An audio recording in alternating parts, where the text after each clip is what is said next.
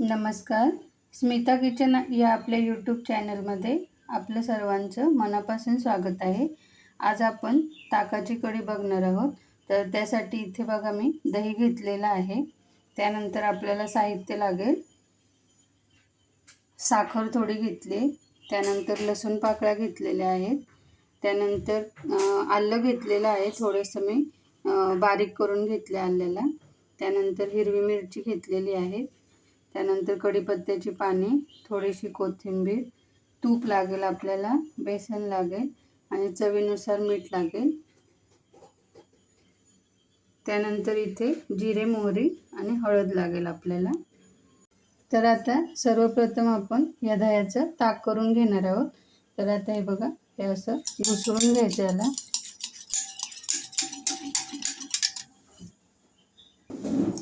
तर हे बघा, त्याला आपण घुसळून घेतलेलं आहे. आता गरजेनुसार आपण त्यामध्ये पाणी टाकायचं. तुम्हाला जेवढं घट्ट पातळ हवं असेल त्यानुसार तुम्ही पाणी टाकू शकता.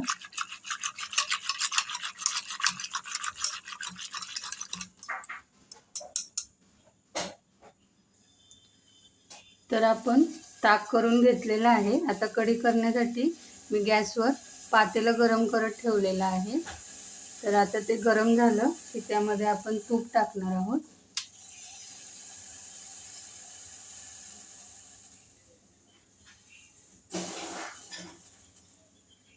तर पातेलं आपलं गरम झालेलं आहे, त्यामध्ये आपण तूप टाकून घेऊया.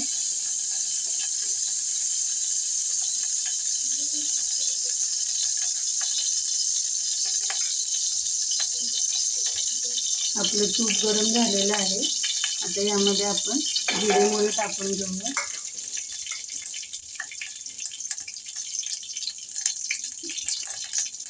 गॅस मी बारीक केलेला आहे. त्यानंतर कढीपत्त्याची पाने,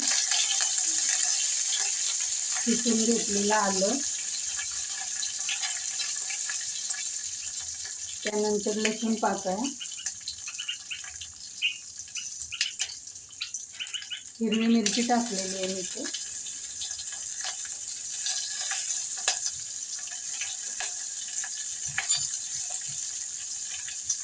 आता यामध्येच आपण बेसन घेतले, ते बेसन टाकणार आहोत आणि ह्याला छान असं मिक्स करून घ्यायचं आपल्याला.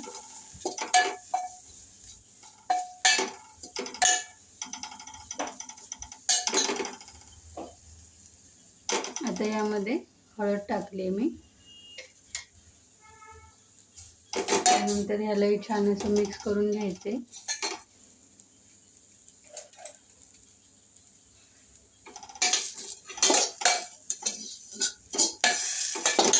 आणि यामध्ये थोडंसं पाणी टाकून आपल्याला हे बेसन अगोदर शिजवून घ्यायचंय. तर याला असं छान असं ढवळून घ्यायचं आपण, जेणेकरून यामध्ये गुठळ्या होणार नाहीत बेसनच्या.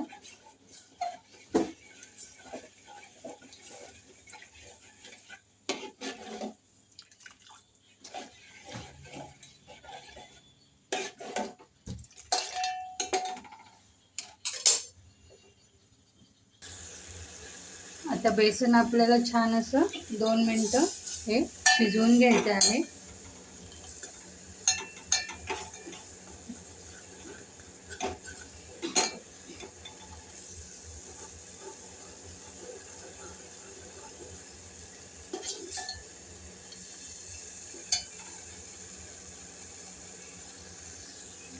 तर बघा, बेसन आपलं छान असं शिजलेलं आहे. हे बघा, 2 मिनिटं आपण याला शिजवून घेतले. आता आपण जे ताक करून घेतले ते यामध्ये घालायचे.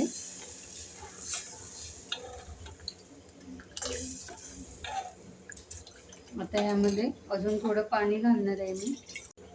तर इथे मी थोडंसं पाणी ॲड केलेलं आहे. तर अजून पण फार घट्ट वाटतं आहे मला हे, त्यामुळे मी इथे अजून थोडं पाणी घालणार आहे.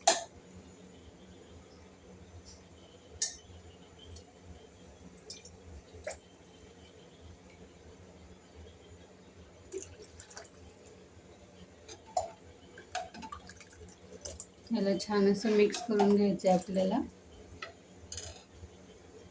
आता यामध्ये आपल्याला थोडीशी साखर टाकायची. तुम्ही यामध्ये गूळ सुद्धा टाकू शकता आणि ह्याला 1-2-3 मिनटं छान असं उकळी येऊ द्यायची आहे. उकळी येताना आपल्याला असं ढवळत राहायचं आहे.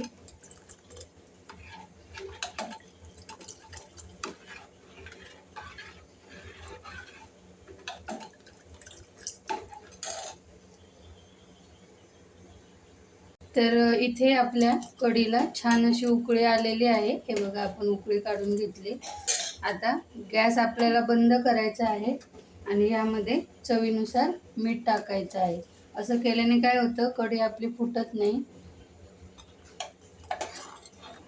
हे बघा, आता मी चवीनुसार मीठ टाकलेलं आहे ह्यामध्ये.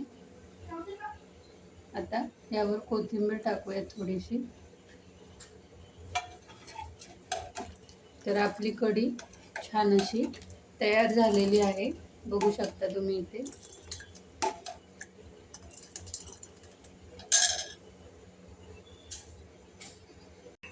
तर इथे आपली ताकाची कढी छान अशी तयार आहे.